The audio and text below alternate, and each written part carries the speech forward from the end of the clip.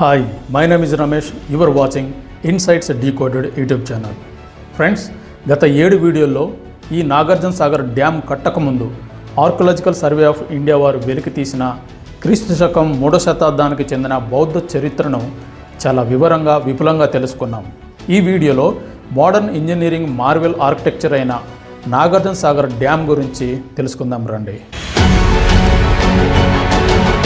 స్వతంత్ర భారతంలో ఆధునిక దేవాలయంగా పేరు పొందిన ప్రపంచంలోనే అతిపెద్ద మరియు ఎత్తైన రాతి ఆనకట్టైన ఈ నాగార్జున సాగర్ డ్యామ్ బహుళార్థక సాధక నాగార్జున సాగర్ ప్రాజెక్టులో భాగంగా కట్టబడింది.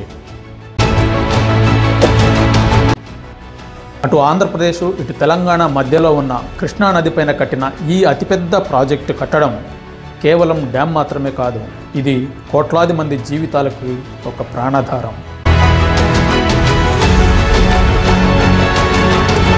Telangana irrigation and CAD department వెల్లడించిన నాగార్జున సాగర్ ప్రాజెక్టులో ఉన్న విశేషాలు మరియు ఇతర సోర్సెస్ నుంచి వచ్చినటువంటి సమాచారం ఆధారంగా ఈ యొక్క నాగార్జున సాగర్ డ్యామ్ యొక్క విశేషాలు చరిత్ర చూద్దాం రండి. నేడు తెలంగాణ ఆంధ్ర రాష్ట్రాలుగా పరిగణించబడుతున్న రాష్ట్రాలు స్వతంత్రం రాకమునుపు హైదరాబాద్ మరియు మద్రాసు రాష్ట్రాలు. మనకి స్వతంత్రం రాకమునిపే బ్రిటిష్ పరిపాలనా కాలంలోనే 1930లో బ్రిటిష్ ఇంజనీర్లు హైదరాబాదు నిజాం సహకారంతో ఈ డ్యామ్ ప్రణాళికను రూపొందించారు. కృష్ణానదిలో అదనపు జలాలను వినియోగించాలనే ఆలోచనతో నేడు నందికొండ వద్ద కట్టిన ఈ ప్రాజెక్టు నిజానికి 21 కిలోమీటర్ల ఎగువన కట్టాల్సి ఉంది. కానీ మద్రాసు రాష్ట్రంలో ఉన్న నేటి ఆంధ్ర ప్రాంతాలకు కూడా సాగునీరు అందించాలన్న ఉద్దేశంతో 1951లో ఖోస్లా కమిటీ ప్రకారం ఈ యొక్క ప్రాజెక్టును సవరించారు. అలా ఖోస్లా కమిటీ సిఫార్సులను పరిగణలోకి తీసుకోవడానికి డిసెంబర్ 8, 1952న ప్లానింగ్ కమిషన్ ఒక సమావేశాన్ని నిర్వహించింది. 1954లో ఉమ్మడి రాష్ట్రాలు నందికొండ యొక్క ఉమ్మడి నివేదికను తయారు చేశాయి.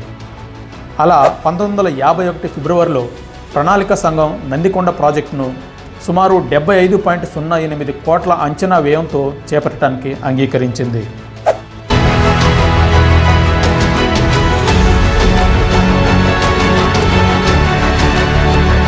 జూన్ 1955లో భారత ప్రభుత్వం, ఆంధ్ర ప్రభుత్వం మరియు హైదరాబాద్ ప్రభుత్వ ప్రతినిధులతో కూడిన నాగార్జున సాగర్ కంట్రోల్ బోర్డును ఏర్పాటు చేసింది. డిసెంబర్ 10, 1955 నాడు అప్పటి భారత ప్రధానమంత్రి జవహర్లాల్ నెహ్రూ గారు ఈ యొక్క ప్రాజెక్టుకు శంకుస్థాపన చేశారు. ఆగస్టు 4, 1967న అప్పటి ప్రధానమంత్రి శ్రీమతి ఇందిరాగాంధీ గారు 2 ప్రధాన కాలువలకు, అంటే కుడి ప్రధాన కాలువ జవహర్ కాలువ, ఎడమ ప్రధాన కాలువ లాల్ బహదూర్ కాలువ, ఈ రెండింటికి నీటిని ఏకకాలంలో విడుదల చేశారు.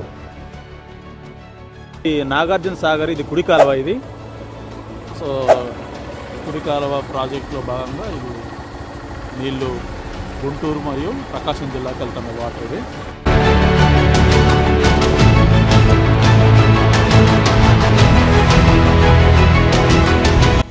ఇలా ఈ 2 కాలువల ద్వారా తెలుగు రాష్ట్రాల్లో సుమారు 6 జిల్లాలకు సాగునీరు అందుతుంది. కుడి కాలువ ద్వారా గుంటూరు జిల్లా, ప్రకాశం జిల్లాలు, ఎడమ కాలువ ద్వారా నల్గొండ జిల్లా, ఖమ్మం జిల్లా, కృష్ణా జిల్లా మరియు వెస్ట్ గోదావరి జిల్లాలకు సాగునీరు అందుతుంది.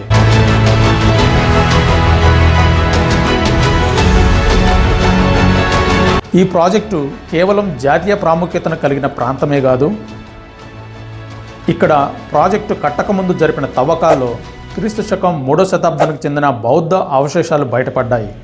వాటి గురించి మనం మన ఛానల్లో క్లుప్తంగా వీడియోల ద్వారా వివరించడం జరిగింది. ఎవరైనా మిస్ అయి ఉంటే తప్పకుండా చూడండి. ఈ తవ్వకాల్లో దొరికిన ఆధారాలను బట్టి ఇక్కడ బౌద్ధ మత ఆచార్య నాగార్జునుడు నివసించినట్లుగా పరిగణించడం వలన ఈ నందికొండ ప్రాజెక్టుకి నాగార్జున సాగర్ అనే పేరు వచ్చింది. ఈ జలాశయ సామర్థ్యం 11,472 మిలియన్ క్యూబిక్ మీటర్లు, 490 అడుగుల ఎత్తు, 1.6 కిలోమీటర్ల పొడవుతో ఈ డ్యామ్ 26 గేట్లను కలిగి ఉంది. ఈ గేట్లు ప్రతి ఒక్కటి 45 అడుగుల ఎత్తు, మరియు 42 అడుగుల వెడల్పు కలిగి ఉంటాయి. ఈ డ్యామ్ ద్వారా 1.4 మిలియన్ హెక్టార్ల భూమి సాగునీటిని అందుకుంటుంది. అంతేకాదు ఈ డ్యాము హైడ్రో ఎలక్ట్రిక్ పవర్ను కూడా ప్రొడ్యూస్ చేస్తుంది. సుమారు 816 మెగావాట్ల విద్యుత్తుని ఇది ప్రొడ్యూస్ చేస్తుంది. మన దేశ హరిత విప్లవానికి ఒక పునాదిగా భావించబడే ఈ నాగార్జున సాగర్ డ్యామ్ డిసెంబర్ 10, 2025 నాటికి 65 సంవత్సరాలు పూర్తి చేసుకుంటుంది. ప్రస్తుత నాగార్జున సాగర్ డ్యామ్ ఆంధ్రాలో పల్నాడు జిల్లా, తెలంగాణలో నల్గొండ జిల్లాల మధ్య ఉన్న కృష్ణానదికి అడ్డంగా నిర్మించినటువంటి ఒక రాతి కట్టడం. జగయ్యపేట జమీందారు ముత్యాల రాజుగా ప్రసిద్ధి చెందిన రాజా వాసిరెడ్డి రామగోపాలకృష్ణ మహేశ్వర ప్రసాద్ గారు 1952లో 110 మిలియన్ గ్రేట్ బ్రిటిష్ పౌండ్స్ మరియు 55,000 ఎకరాల భూమిని విరాళంగా ఇవ్వడం ద్వారా ఈ డ్యామ్ నిర్మాణంలో కీలక పాత్ర వహించారు. అందుకు ఈ డ్యామ్ వద్ద వారి విగ్రహాన్ని కూడా ఏర్పాటు చేశారు. 590 అడుగులు పూర్తిస్థాయి నీటి మట్టంతో సుమారు 408 టీఎంసీల నీటి సామర్థ్యంతో నిర్మించబడింది ఈ నాగార్జున సాగర్ డ్యామ్.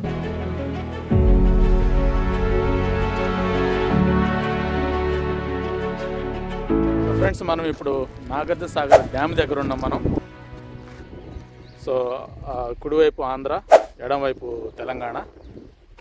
సో ఇది బ్రిడ్జ్ ఇది. సో దీనికి ఆపోజిట్గా, అంటే దీనికి ఆపోజిట్గా చూడండి, అదే నాగార్జున సాగర్ డ్యామ్. ఇది ప్రాజెక్టు ప్రధానమంత్రి శ్రీ పండిట్ జవహర్లాల్ నెహ్రూ గారు 1955 డిసెంబర్ 10న శంకుస్థాపన చేశారు. ఆ తర్వాత 1962లో ఇందిరాగాంధీ గారు నీటి విడుదల చేశారు. తర్వాత జాతికి అంకితం చేశారు. ఇదే అతిపెద్ద, ఆసియాలోనే అతిపెద్ద రెండవ రాతి కట్టడమైనటువంటి డ్యామ్ ఇది.